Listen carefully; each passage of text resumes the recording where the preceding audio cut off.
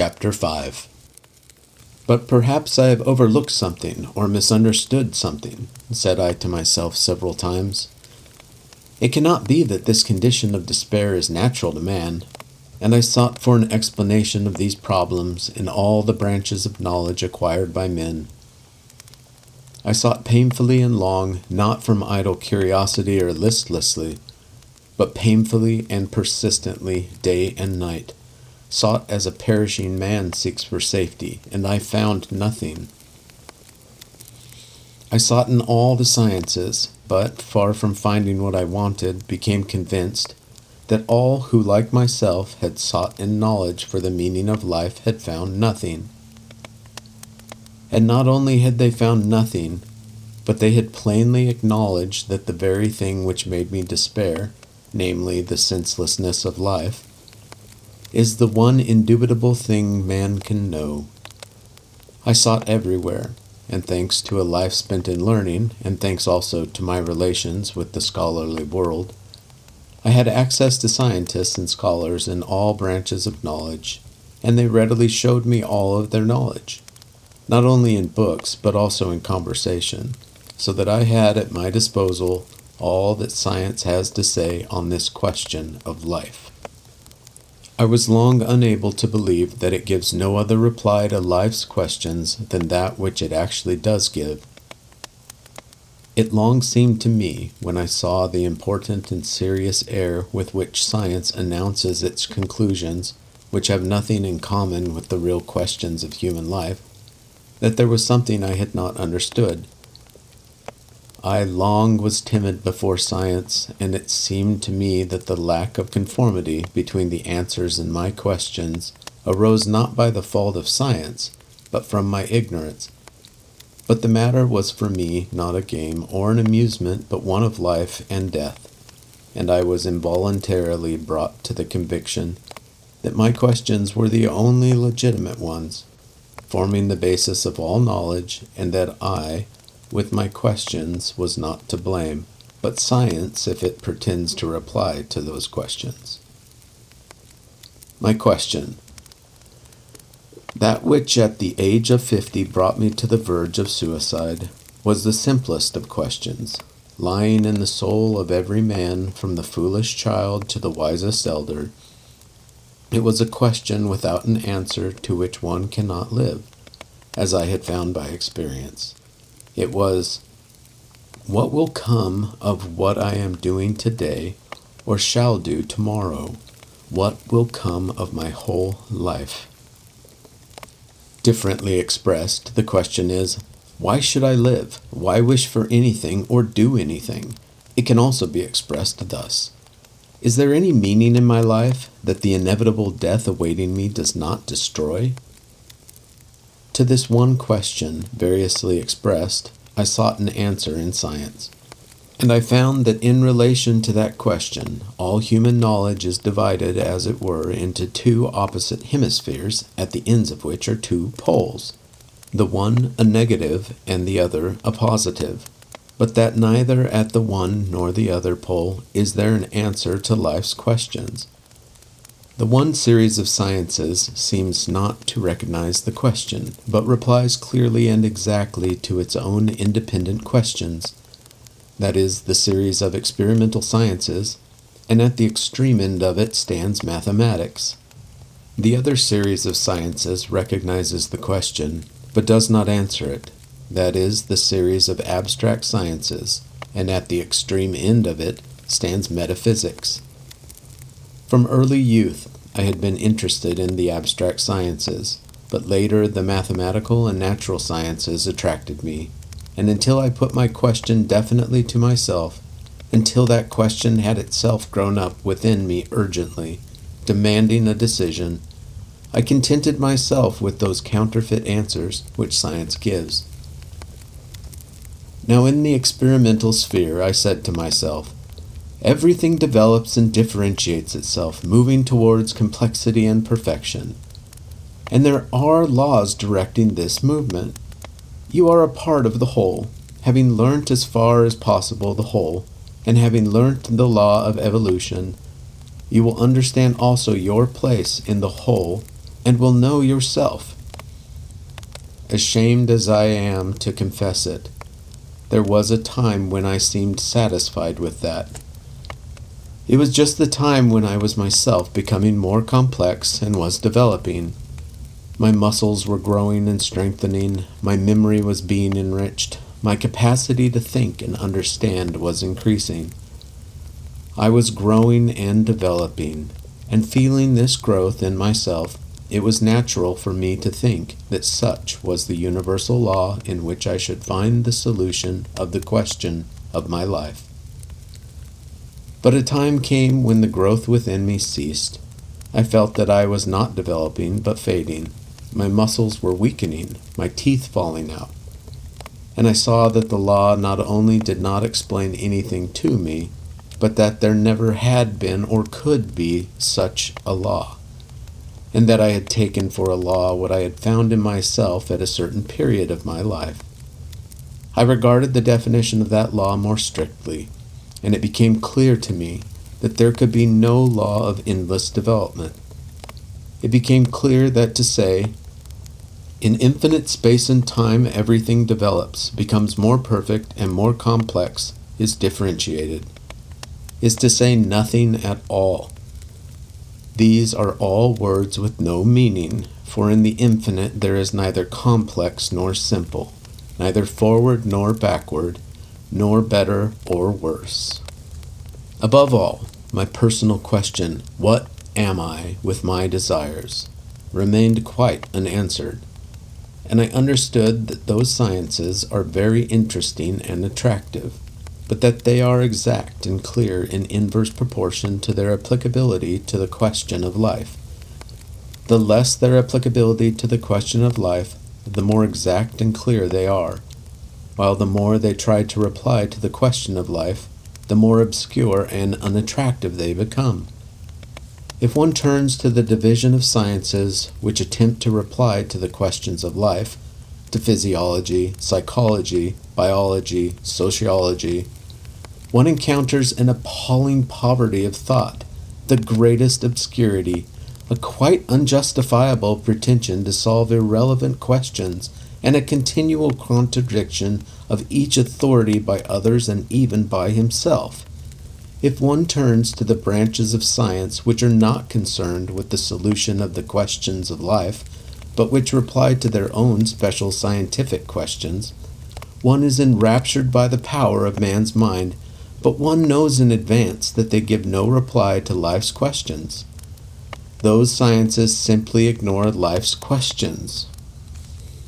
They say, to the question of what you are and why you live, we have no reply, and are not occupied with that. But if you want to know the laws of light, of chemical combinations, the laws of development of organisms, if you want to know the laws of bodies and their form, and the relation of numbers and quantities, if you want to know the laws of your mind, to all that we have clear, exact, and unquestionable replies.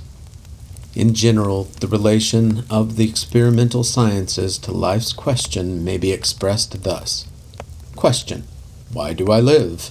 Answer: in infinite space, in infinite time, infinitely small particles change their forms in infinite complexity, and when you have understood the laws of those mutations of form, you will understand why you live on earth. Then, in the sphere of abstract science, I said to myself, all humanity lives and develops on the basis of spiritual principles and ideals which guide it. Those ideals are expressed in religions, in sciences, in arts, in forms of government. Those ideals become more and more elevated, and humanity advances to its highest welfare. I am part of humanity, and therefore my vocation is to forward the recognition and the realization of the ideals of humanity. And at the time of my weak-mindedness, I was satisfied with that. But as soon as the question of life presented itself clearly to me, those theories immediately crumbled away, not to speak of the unscrupulous obscurity of which those sciences announced conclusions formed on the study of a small part of mankind as general conclusions. not to speak of the mutual contradictions of different adherents of this view as to what are the ideals of humanity. The strangeness, not to say stupidity, of the theory consists in the fact that in order to reply to the question facing each man, "What am I?" or "Why do I live?" or "What must I do?" one has first to decide the question, "What is the life of the whole?"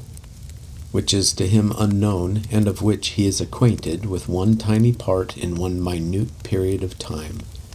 To understand what he is, one man must first understand all this mysterious humanity, consisting of people such as himself who do not understand one another. I have to confess that there was a time when I believed this. It was the time when I had my own favorite ideals justifying my own caprices, and I was trying to devise a theory which would allow one to consider my caprices as the law of humanity. But as soon as the question of life arose in my soul in full clearness, that reply at once flew to dust. And I understood that as in the experimental sciences, there are real sciences, and semi-sciences which try to give answers to questions beyond their competence. So in this sphere there is a whole series of most diffused sciences which try to reply to irrelevant questions. Semi-sciences of that kind, the juridical and the social historical, endeavor to solve the questions of a man's life by pretending to decide each in its own way, the question of the life of all humanity. But as in the sphere of man's experimental knowledge, one who sincerely inquires how he is to live cannot be satisfied with the reply, "Study in endless space the mutations, infinite in time and in complexity, of innumerable atoms, and then you will understand your life." So also a sincere man cannot be satisfied with the reply, "Study the whole life of humanity, of which we cannot know either the beginning or the end, of which we do not even know a small part, and then you will understand your own life." And like the experimental semi-sciences, so these other semi-sciences are all the more filled with obscurities, inexactitudes, stupidities, and contradictions, the further they diverge from the real problems. The problem of experimental science is the sequence of cause and effect in material phenomena. It is only necessary for experimental science to introduce the question of a final cause for it to become nonsensical. The problem of abstract science is the recognition of the primordial essence of life. It is only necessary to introduce the investigation of consequential phenomena, such as social and historical phenomena, and it also becomes nonsensical. Experimental science only then gives positive knowledge and displays the greatness of the human mind when it does not introduce into its investigations the question of an ultimate cause. And on the contrary, abstract science is only then science and displays the greatness of the human mind when it puts quite aside questions relating to the consequential causes of phenomena and regards man solely in relation to an ultimate cause. Such in this realm of science, forming the pole of the sphere, is metaphysics or philosophy. That science states the question clearly: what am I, and what is the universe, and why do I exist, and why does the universe exist? And since it has existed, it has always replied in the same way. Whether the philosopher calls the essence of life existing within me, and in all that exists, by the name of idea, or substance, or spirit, or will, he says one and the same thing, that this essence exists, and that I am of that same essence. But why it is he does not know, and does not say if he is an exact thinker. I ask, why should this essence exist? What results from the fact that it is and will be? And philosophy not merely does not reply, but is itself only asking that question. And if it is real philosophy, all its labor lies merely in trying to put that question clearly. And if it keeps firmly to its task, it cannot reply to the question otherwise than thus: what am I? And what is the universe? All and nothing. And to the question why? By, I do not know.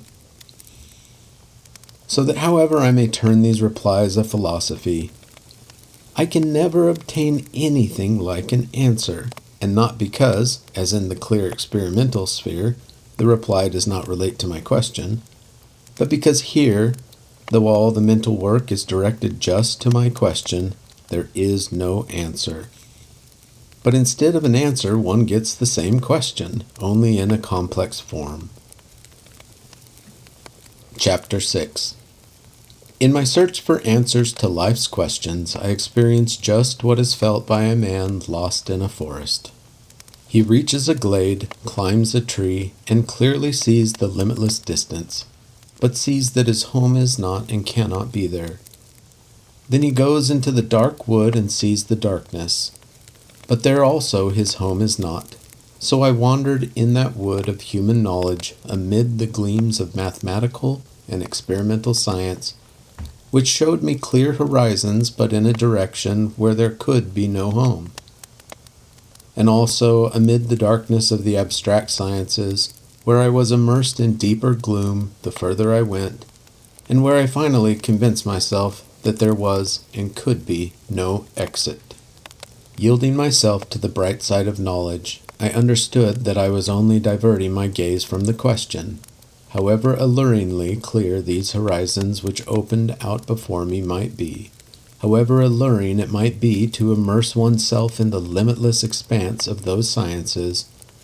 I already understood that the clearer they were, the less they met my need and the less they applied to my question. I know, said I to myself, what science so persistently tries to discover, and along that road there is no reply to the question as to the meaning of my life. In the abstract sphere I understood that notwithstanding the fact, or just because of the fact, that the direct aim of science is to reply to my question, there is no reply but that which I have myself already given. What is the meaning of my life? There is none. Or, what will come of my life? Nothing. Or, why does everything exist that exists, and why do I exist? Because it exists. Inquiring for one region of human knowledge, I received an innumerable quantity of exact replies concerning matters about which I had not asked. About the chemical constituents of the stars, about the movement of the sun toward the constellation Hercules, about the origin of species and of man, about the forms of infinitely minute, imponderable particles of ether. But in this sphere of knowledge, the only answer to my question, what is the meaning of my life, was, you are what you call your life. You are a transitory, casual cohesion of particles. The mutual interactions and changes of these particles produce in you what you call your life. That cohesion will last some time. Afterwards, the interaction of these particles will cease, and what you call life will cease, and so will all your questions. You are an accidentally united little lump of something. That little lump ferments. The little lump calls that fermenting its life. The lump will disintegrate, and there will be an end of the fermenting and of all the questions. So answers the clear side of science, and cannot answer otherwise if it strictly follows its principles. From such a reply, one sees that the reply does not answer the question. I want to know the meaning of my life, but that it is a fragment of the infinite, far from giving it a meaning, destroys its every possible meaning. The obscure compromises which that side of experimental exact science makes with abstract science when it says that the meaning of life consists in development and in cooperation with development, owing to their inexactness and obscurity, cannot be considered as replies. The other side of science, the abstract side, when it holds strictly to its principles, replying directly to the question, always replies, and in all the ages has replied, in one and the same way, The world is something infinite and incomprehensible. Human life is an incomprehensible part of that incomprehensible all. Again, I exclude all those compromises between abstract and experimental sciences, which supply the whole ballast of the semi-sciences called juridical, political, and historical. In those semi-sciences, the conception of development and progress is again wrongly introduced, only with this difference, that there it was the development of everything, while here it is the development of the life of mankind. The air is theirs before. Development and progress and infinity can have no aim or direction, and, as far as my question is concerned, no answer is given. In truly abstract science, namely in genuine philosophy, not in that Schopenhauer calls professorial philosophy, which serves only to classify all existing phenomena in new philosophic categories and to call them by new names, where the philosopher does not lose sight of the essential question, the reply is always one and the same. The reply given by Socrates, Schopenhauer, Solomon, and Buddha. We approach truth only inasmuch as we depart from life, said Socrates when preparing for death. For what do we, who love truth, strive after in life? To free ourselves from the body and from all the evil that is caused by the life of the body. If so, then how can we fail to be glad when death comes to us? The wise man seeks death all his life, and therefore death is not terrible to him. And Schopenhauer says, having recognized the inmost essence of the world as will, and all its phenomena, from the unconscious working of the obscure forces of nature, up to the completely conscious action of man, as only the objectivity of that will, we shall in no way avoid the conclusion that together with the voluntary renunciation and self-destruction of the will, all those phenomena also disappear. That constant striving and effort without aim or rest on all the stages of objectivity in which and through which the world exists. The diversity of successive forms will disappear, and together with the form all the manifestations of will, with its most universal forms, space and time, and finally its most fundamental form, subject and object. Without will there is no concept and no world. Before us, certainly, nothing remains. But what resists this transition into annihilation, our nature, is only that some wish to live, will zum Leben, which forms ourselves as well as the world. That we are so afraid of annihilation, or, what is the same thing, that we so wish to live, merely means that we are ourselves nothing else but this desire to live, and know nothing but it. And so what remains after the complete annihilation of the will, for us who are so full of the will, is, of course, nothing. But on the other hand, for those in whom the will has turned and renounced itself, this so real world of ours with all its suns and Milky Way is nothing. Vanity of vanities, says Solomon. Vanity of vanities, all is vanity. What profit hath a man of all his labor which he taketh under the sun? One generation passeth away, and another generation cometh, but the earth abideth forever. The thing that hath been is that which shall be, and that which is done is that which shall be done. And there is no new thing under the sun. Is there anything whereof it may be said, see, this is new? It hath been already of old time which was before us. There is no remembrance of former things, neither shall there be any remembrance of things that are to come with those that shall come after. I, the preacher, was king over Israel in Jerusalem, and I gave my heart to seek and search out by wisdom concerning all that is done under heaven. This sore travail hath God given to the sons of man to be exercised therewith. I have seen all the works that are done under the sun, and behold, all is vanity and vexation of spirit. I communed with my own heart, saying, Lo, I am come to great estate, and have gotten more wisdom than all they that have been before me over Jerusalem. Yea, my heart hath great experience of wisdom and knowledge. And I gave my heart to know wisdom, and to know madness and folly. I perceive that this also is vexation of spirit. For in much wisdom is much grief, and he that increaseth knowledge increaseth sorrow. I said in my heart, Go to now, I will prove thee with mirth, therefore enjoy pleasure. And behold, this also is vanity. I said of laughter, It is mad, and of mirth, What doeth it? I sought in my heart how to cheer my flesh with wine, and while my heart was guided by wisdom to lay hold on folly, till I might see what it was good for the sons of men, that they should do under heaven the number of the days of their life.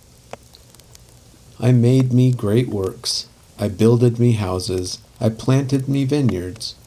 I made me gardens and orchards, and I planted trees, and all of them all kinds of fruit. I made me pools of water, to water therefrom the forest where trees were reared. I got me servants and maidens, and had servants born in my house. Also I had great possessions of herds and flocks, above all that were before me in Jerusalem. I gathered me also silver and gold, and the peculiar treasure from kings and from the provinces. I got me men singers and women singers, and the delights of the sons of men, as musical instruments and all that of all sorts. So I was great, and increased more than all that were before me in Jerusalem. Also my wisdom remained with me, and whatever mine eyes desired I kept not from them. I withheld not my heart from any joy. Then I looked on all the works that my hands had wrought, and on the labor that I had labored to do, and behold, all was vanity and vexation of spirit. And there was no profit from them under the sun. And I turned myself to behold wisdom, and madness, and folly, but I perceived that one even happeneth to them all. Then said I in my heart, As it happeneth to the fool, so it happeneth even to me. And why was I then more wise? Then I said in my heart that this also is vanity. For there is no remembrance of the wise more than of the fool forever. Seeing that which now is in the days to come shall all be forgotten. And how dieth the wise man? As the fool. Therefore I hated life, because the work that is wrought under the sun is grievous unto me. For all is vanity and vexation of spirit. Yea, I hated all my labor which I had taken under the sun, seeing that I must leave it unto the man that shall be after me. For what hath a man of all his labor, and of the vexation of his heart, wherein he hath labored under the sun? For all his days are sorrows, and his travail grief. Yea, even in the night his heart taketh no rest. This is also vanity. Man is not blessed with security, that he should eat and drink and cheer his soul from his own labor. All things come alike to all. There is one event to the righteous and to the wicked, to the good and to the evil, to the clean and to the unclean, to him that sacrificeth and to him that sacrificeth not. As is the good, so is the sinner. And he that sweareth, as he that feareth an oath. This is an evil in all that is done under the sun, that there is one event unto all. Yea, also the heart of the sons of men is full of evil, and madness is in their heart while they live. And after that they go to the dead. For him that is among the living there is hope. For a living dog is better than a dead lion. For the living know that they shall die, but the dead know not anything. Neither have they any more a reward.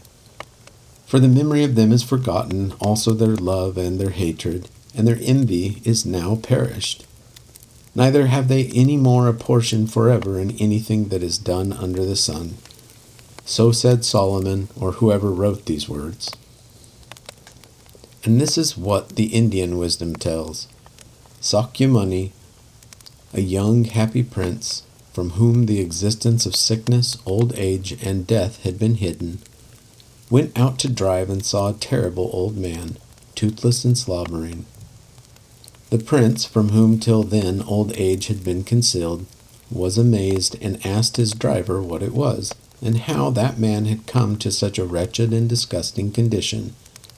And when he learnt that this was the common fate of all men, that the same thing inevitably awaited him, the young prince, he could not continue his drive, but gave orders to go home that he might consider this fact. So he shut himself up alone and considered it. And he probably devised some consolation for himself, for he subsequently again went out to drive, feeling merry and happy. But this time he saw a sick man. He saw an emaciated, livid, trembling man with dim eyes. The prince from whom sickness had been concealed stopped and asked what this was. And when he learnt that this was sickness, to which all men are liable, and that he himself, a healthy and happy prince, might himself fall ill tomorrow, he again was in no mood to enjoy himself, but gave orders to drive home, and again sought some solace, and probably found it, for he drove out a third time for pleasure. But this third time he saw another new sight. He saw men carrying something. What is that? A dead man. What does dead mean? Asked the prince. He was told that to become dead means to become like that man. The prince approached the corpse, uncovered it, and looked at it. What will happen to him now? Asked the prince. He was told that the corpse would be buried in the ground. Why? Because he will certainly not return to life, and will only produce a stench and worms. And is that the fate of all men? Will the same thing happen to me? Will they bury me, and shall I cause a stench and be eaten by worms? Yes. Home! I shall not drive out for pleasure, and never will so drive out again. And Sakyamuni could find no consolation in life, and decided that life is the greatest of evils. And he devoted all the strength of his soul to free himself from it, and to free others, and to do this so that, even after death, life shall not be renewed any more, but be completely destroyed at its very roots. So speaks all the wisdom of India. These are direct replies that human wisdom gives when it replies to life's question. The life of the body is an evil and a lie. Therefore, the destruction of the life of the body is a blessing, and we should desire it, says Socrates. Life is that which should not be an evil, and the passage into nothingness is the only good in life, says Schopenhauer. All that is in the world, folly and wisdom and riches and poverty and mirth and grief, is vanity and emptiness. Man dies and nothing is left of him, and that is stupid, says Solomon. To live in the consciousness of the inevitability of suffering, of becoming enfeebled, of old age and of death is impossible. We must free ourselves from life, from all possible life, says Buddha. And what the strong mind said has been said and thought and felt by millions upon millions of people like them, and I have thought it and felt it. So my wandering among the sciences, far from freeing me from my despair, only strengthened it. One kind of knowledge did not reply to life's question. The other kind replied directly, confirming my despair, indicating not that the result at which I had arrived was the fruit of error or of a diseased state of my mind, but on the contrary, that I had thought correctly, and that my thoughts coincided with the conclusions of the most powerful of human minds. It is no good deceiving oneself. It is all vanity. Happy is he who has not been born. Death is better than life, and one must free oneself from life.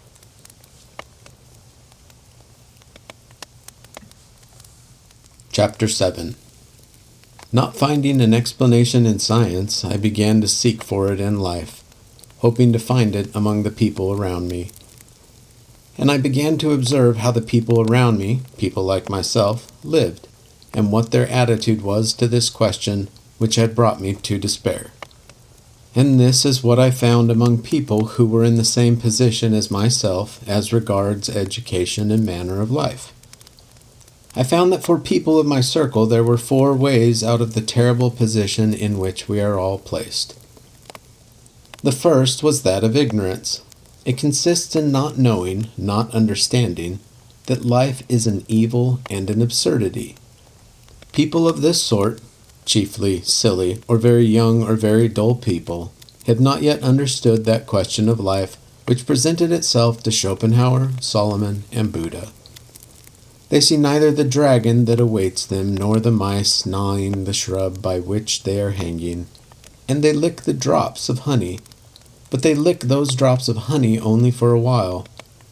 Something will turn their attention to the dragon and the mice, and there will be an end to their licking. From them I had nothing to learn. One cannot cease to know what one does know. The second way out is Epicureanism. It consists, while knowing the hopelessness of life, in making use meanwhile of the advantages one has, disregarding the dragon and the mice, and licking the honey in the best way, especially if there is much of it within reach. Solomon expresses this way out thus: Then I commended mirth, because a man hath no better thing under the sun than to eat and to drink and to be merry, and that this should accompany him in his labor the days of his life, which God giveth him under the sun. Therefore eat thy bread with joy, and drink thy wine with a merry heart. Live joyfully with the wife whom thou lovest all the days of the life of thy vanity. For this is thy portion in life, and in thy labors which thou takest under the sun. Whatsoever thy hand findeth to do, do it with thy might. For there is not work, nor device, nor knowledge, nor wisdom in the grave, whither thou goest. That is the way in which the majority of people of our circle make life possible for themselves. Their circumstances furnish them with more of welfare than of hardship, and their moral dullness makes it possible for them to forget that the advantage of their position is accidental, and that not everyone can have 1,000 wives and palaces like Solomon, that for everyone who has 1,000 wives there are 1,000 without a wife, and that for each palace there are 1,000 people who have to build it in the sweat of their brows, and that the accident that has today made me a Solomon may tomorrow make me a Solomon's slave. The dullness of these people's imagination enables them to forget the things that gave Buddha no peace, the inevitability of sickness, old age, and death, which today or tomorrow will destroy all these pleasures. So think and feel the majority of people of our day and of our manner of life. The fact that some of these people declare the dullness of their thoughts and imaginations to be a philosophy which they call positive does not remove them, in my opinion, from the ranks of those who, to avoid seeing the question, lick the honey. I could not imitate these people. Not having their dullness of imagination, I could not artificially produce it in myself. I could not tear my eyes from the mice and the dragon, as no vital man can after he has once seen them. The third escape is that of strength and energy. It consists in destroying life when one has understood that it is an evil and an absurdity.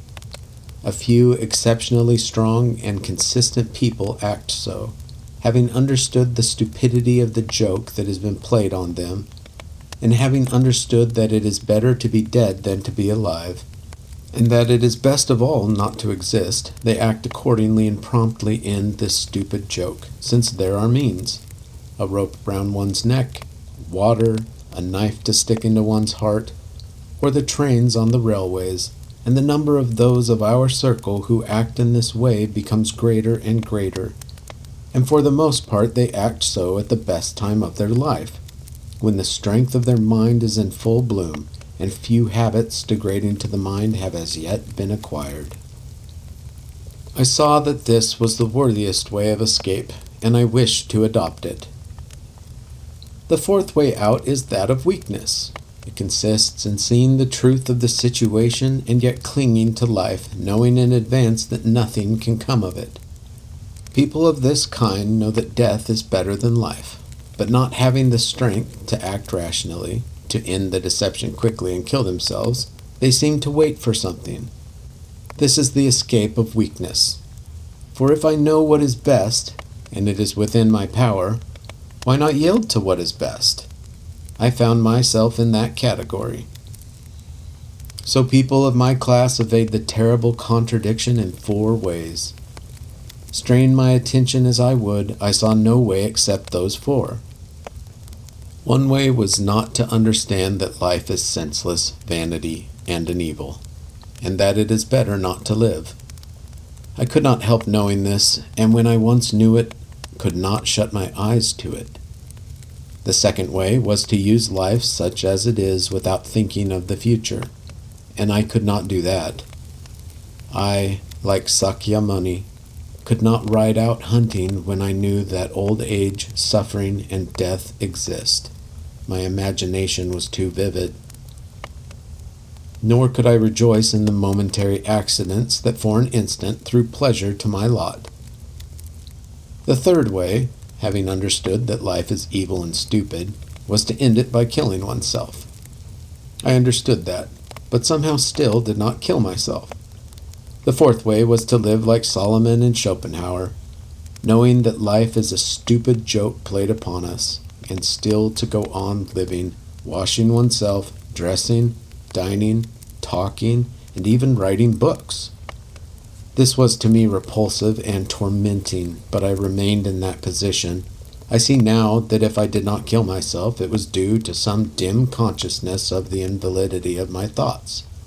However convincing and indubitable appeared to me the sequence of my thoughts and of those of the wise that have brought us to the admission of the senselessness of life, there remained in me a vague doubt of the justice of my conclusion. It was like this. I, my reason, have acknowledged that life is senseless. If there is nothing higher than reason, and there is not, nothing can prove that there is, then reason is the creator of life for me. If reason did not exist, there would be for me no life. How can reason deny life when it is the creator of life? Or, to put it the other way, were there no life, my reason would not exist. Therefore reason is life's son. Life is all. Reason is its fruit, yet reason rejects life itself. I felt that there was something wrong here. Life is a senseless evil, that is certain, said I to myself. Yet I have lived and am still living, and all mankind lived and lives. How is that? Why does it live when it is possible not to live? Is it that only I and Schopenhauer are wise enough to understand the senselessness and evil of life? The reasoning showing the vanity of life is not so difficult, and has long been familiar to the very simplest folk. Yet they have lived and still live. How is it they all live and never think of doubting the reasonableness of life? My knowledge, confirmed by the wisdom of the sages, has shown me that everything on earth, organic and inorganic, is all most cleverly arranged. Only my own position is stupid. And those fools, the enormous masses of people, know nothing about how everything organic and inorganic in the world is arranged. But they live, and it seems to them that their life is very wisely arranged. And it struck me, but what if there is something I do not yet know? Ignorance behaves just in that way. Ignorance always says just what I am saying. When it does not know something, it says that what it does not know is stupid. Indeed, it appears that there is a whole humanity that lived and lives as if it understood the meaning of its life, for without understanding it could not live. But I say that all life is senseless and that I cannot live. Nothing prevents our denying life by suicide. Well, then kill yourself, and you won't discuss. If life displeases you, kill yourself. You live and cannot understand the meaning of life, then finish it. And do not fool about in life, saying and writing that you do not understand. You have come into good company where people are contented and know what they are doing. If you find it dull and repulsive, go away.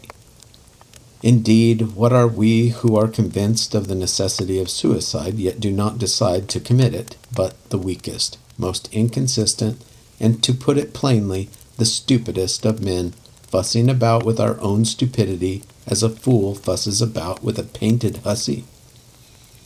For our wisdom, however indubitable it may be, has not given us the knowledge of the meaning of our life. But all mankind who sustain life, millions of them, do not doubt the meaning of life. Indeed, from the most distant time of which I know anything, when life began, people have lived knowing the argument about the vanity of life, which has shown me its senselessness, and yet they lived attributing some meaning to it. From the time when any life began among men, they had that meaning of life, and they led that life which has descended to me. All that is in me and around me, all corporeal and incorporeal, is the fruit of their knowledge of life. Those very instruments of thought with which I consider this life and condemn it were all devised not by me, but by them. I myself was born, taught, and brought up thanks to them. They dug out the iron, taught us to cut down the forests, tamed the cows and horses, taught us to sow corn and to live together, organized our life, and taught me to think and speak. And I, their product, fed, supplied with drink, taught by them, thinking with their thoughts and words, have argued that they are an absurdity. There is something wrong, said I to myself. I have blundered somewhere. But it was a long time before I could find out where the mistake was. Chapter 8. All these doubts, which I am now able to express more or less systematically, I could not then have expressed. I then only felt that however logically inevitable were my conclusions concerning the vanity of life, confirmed as they were by the greatest thinkers, there was something not right about them. Whether it was in the reasoning itself or in the statement of the question, I did not know.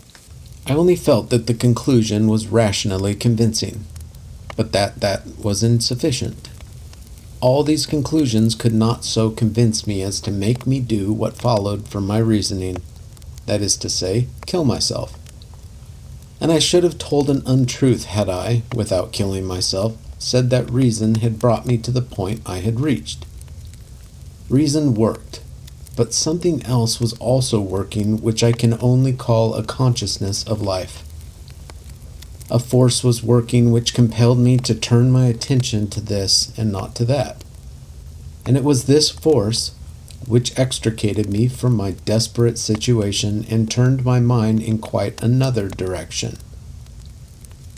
This force compelled me to turn my attention to the fact that I and a few hundred similar people are not the whole of mankind, and that I did not yet know the life of mankind. Looking at the narrow circle of my equals, I saw only people who had not understood the question, or who had understood it and drowned it in life's intoxication, or had understood it and ended their lives, or had understood it and yet from weakness were living out their desperate life. And I saw no others. It seemed to me that narrow circle of rich, learned, and leisured people to which I belonged formed the whole of humanity, and that those milliards of others who have lived and are living were cattle of some sort, not real people. Strange, incredibly incomprehensible as it now seems to me that I could, while reasoning about life, overlook the whole life of mankind that surrounded me on all sides, that I could to such a degree blunder so absurdly as to think that my life and Solomon's and Schopenhauer's is the real normal life, and that the life of the milliards is a circumstance undeserving of attention. Strange as this now is to me, I see that so it was. In the delusion of my pride of intellect, it seemed to me so indubitable that I and Solomon and Schopenhauer had stated the question so truly and exactly that nothing else was possible. So indubitable did it seem that all those milliards consisted of men who had not yet arrived at an apprehension of all the profundity of the question, that I sought for the meaning of my life without it once occurring to me to ask, but what meaning is and has been given to their lives by all the milliards of common folk who live and have lived in the world?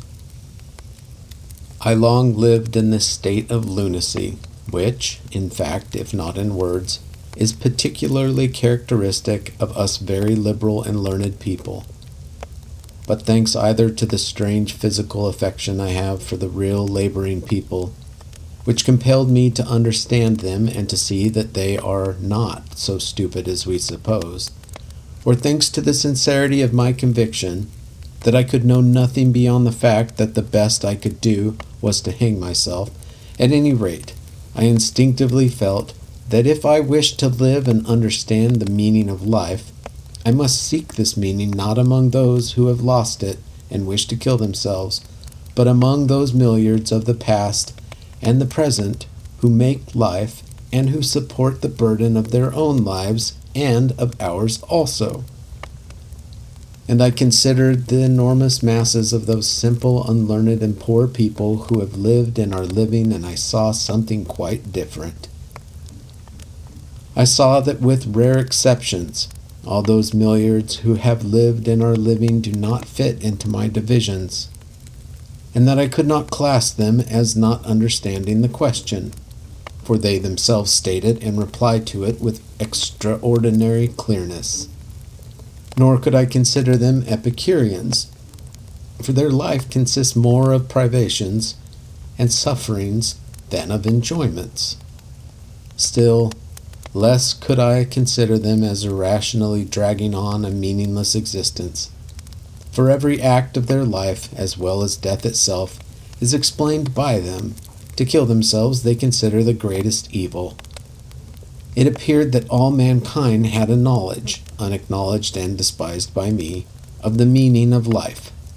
It appeared that reasonable knowledge does not give the meaning of life, but excludes life, while the meaning attributed to life by milliards of people, by all humanity, rests on some despised pseudo-knowledge.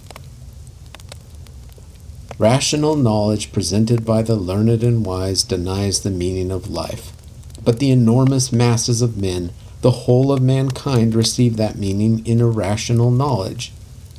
And that irrational knowledge is faith, that very thing which I could not but reject. It is God, 1 in 3, the creation in 6 days, the devils and angels, and all the rest that I cannot accept as long as I retain my reason. My position was terrible. I knew I could find nothing along the path of reasonable knowledge except a denial of life, and there, in faith, was nothing but a denial of reason, which was yet more impossible for me than a denial of life. From rational knowledge it appeared that life is an evil. People know this, and it is in their power to end life. Yet they lived, and still live, and I myself live, though I have long known that life is senseless and an evil. By faith it appears that in order to understand the meaning of life, I must renounce my reason, the very thing for which alone a meaning is required.